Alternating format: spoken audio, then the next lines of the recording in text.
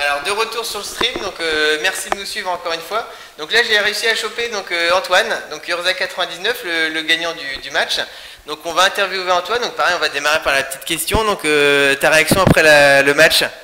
Ah c'est cool, c'est jouissif de faire sur J-Call sur Dig. Voilà, donc on a vu, donc il y a pas mal de joueurs hein, qui ont reconnu ton beau tapis. Donc félicitations pour ton match.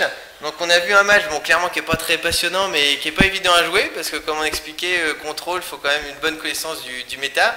Donc on a vu tes petits plays ouais, qu'on a suivis, qu'on a un peu anticipé vu qu'on connaît ta façon de jouer. Clairement le coup du Cunning Wish sur la fouille, c'est sauté la surgicale. Bon ton adversaire est tombé dedans, donc bien joué parce que du coup ça a assimilé complètement son plan de jeu. Ça l'a détruit. Hein. Voilà, donc on a vu clairement que ton deck donc, est plutôt bien bâti pour défoncer contrôle parce que tu prends la 1, donc ouais. Dès lors que tu prends la 1, t'es bien parti. Derrière tu lui fais double cabale, double sonde, tu lui restes juste 2 pyroblastes, donc il est à poil, il doit se refaire sa main.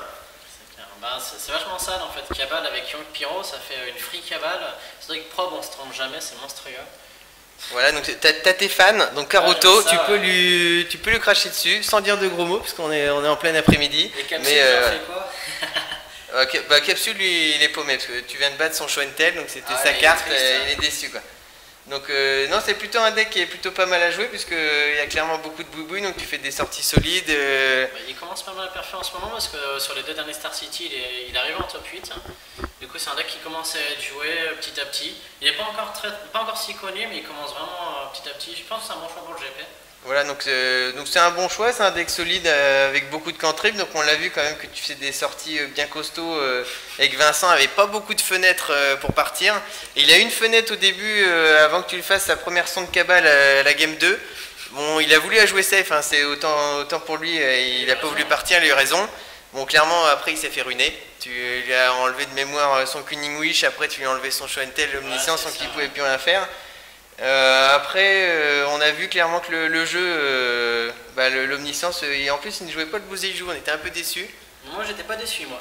Voilà, donc t'étais pas déçu, mais bon, on n'avait pas, même après ça il n'avait clairement rien. Donc, soit on a vu que tu avais des pyroblastes, plus du Flusterstorm, donc t'allais devenir encore plus ouf. Donc, bah, je pense qu'il jouait un peu la liste qu'on voit à Kyoto avec les Young Pyro Inside et puis les Bossé Juice. Vous savez que Philippe Schoenegger a posté sur son article. Et t'as une question de Capsule là, qui te demande si c'est la même liste que Chris jouait, je pense au dernier tournoi à Flair. Non, pas du tout en fait. Je joue la liste de Tristan Pauls qui s'apprête à jouer au GP. Parce qu'il me l'a communiqué sur Cocatrice. En fait, Christopher jouait des Jace, je cautionne pas du tout la carte dans le deck. Voilà, donc là on vous a montré à l'écran en fait. Le principal attrait du Crixis en fait c'est d'appuyer sur beaucoup de cantrips comme vous expliquez pour que le deck tourne bien. Vous avez des sons de Gitaxan pour voir la main, la cabale pour ruiner la carte que vous venez de voir et générer une armée de jeunes pyros. Donc vous vous crouez sous la pression des 1, derrière vous avez un moteur de CA qui alimente. On a fait le concours des fouilles, donc tu as gagné 2 à la première manche et la deuxième partie c'est passé à 1-0. Donc il y a eu quand même 7 fouilles, donc c'est qui met la fouille le premier qui gagne. En plus, c'est vrai que c'est pas évident Kotomi parce que quand il fait une fouille, tu dis que derrière tu prends cher, t'hésites à la contrer, mais tu dis putain, si je la contre, bah derrière il me fait show and tell, j'ai plus de contre. C'est vraiment dur hein, de savoir si tu comptes les fouilles ou pas, on sert vraiment les fesses contre ce pack. Donc c'est vrai qu'on a vu un peu tes choix, genre t'as pâté avec le Young, derrière tu mettais ta fouille, donc t'as pris en considération que c'était mieux de garder une fouille qu'un jeune pyro, ça se comprend, même si t'as pas beaucoup de bêtes. Donc bien joué à toi, donc on espère te voir prochainement dans les fins de table, donc bonne chance pour la suite. Bah, je te remercie, et donc on vous dit à la prochaine, on va essayer de voir donc Vincent et on vous dit à tout de suite, on fait une petite pause. Salut, à plus.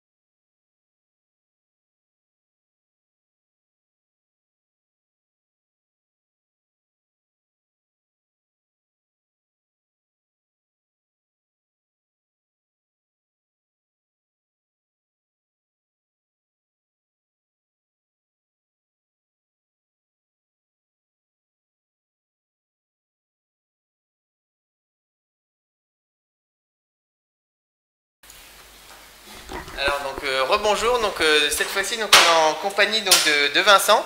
Donc Vincent, donc merci pour ta partie. Bon, dommage, t'es pas sorti gagnant. Est-ce que donc pareil, tu peux nous proposer donc aux personnes qui nous regardent, nous expliquer vite fait pourquoi tu as choisi le deck, en quoi consiste ton deck, etc. Tes choix pour aujourd'hui. Donc déjà je joue Omni Show. Donc c'est un jeu qui a pour but de mettre Omniscience en jeu via Show and Tell pour pouvoir ensuite gagner via Emrakul. Alors donc on a vu qu'aujourd'hui tu es parti sur une liste qui est assez classique actuellement, qui perf pas mal. C'est clairement un choix de ta part ou d'avoir abandonné ou pas les fourmis? Parce que c'est vrai qu'avant les gens jouaient aux fourmis, entraient dans l'infini. Je pense en fait que, et les résultats semblent être un peu d'accord avec moi, que Dig Through Time est mieux que Hunter d'Infinite. C'est un peu moins... comment dire, moins random, c'est plus... moins maladroit en moins de départ. Dig Through Time peut toujours le caster sans avoir l'omniscience, avec la fouille. Donc on a clairement vu par contre que la fouille a été déterminante dans le match. Oui. Que c'est le premier qui résout la fouille. On a vu qu'Antoine, comme toi, vous étiez en train de vous batailler autour des fouilles. D'ailleurs, vous hésitiez même à plus contrer les fouilles que les sorts clés en eux-mêmes. C'est vrai que la fouille, c'est vraiment des cartes qui sont excellentes. Il y a eu Treasure Cruise qui a été banni, Dig Through Time est aussi excellent. On voit aussi les Gurmagangler et Dacigur qui sont aussi joués. Ouais.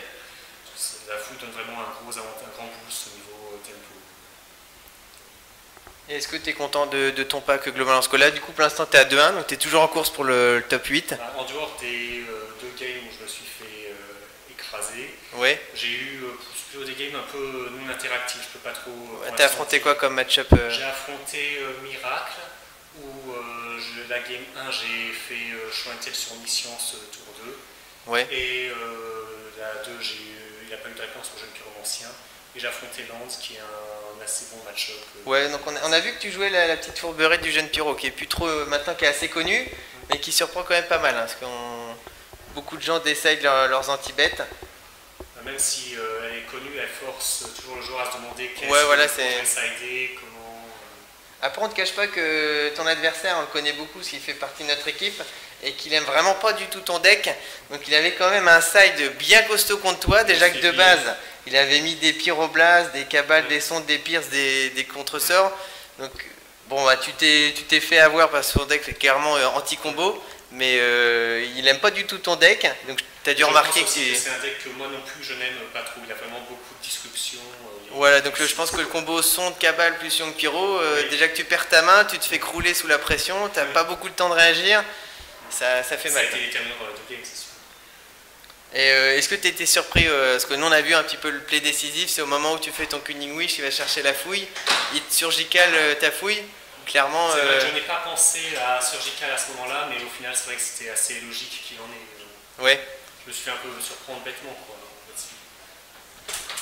Ça marche. Bah écoute, on te remercie d'être venu... de rien. Ouais. On te remercie d'avoir fait l'interview. On te souhaite bonne chance pour la suite, Vincent, puis à bientôt pour le tournoi, puis peut-être en top 8. Bonne continuation.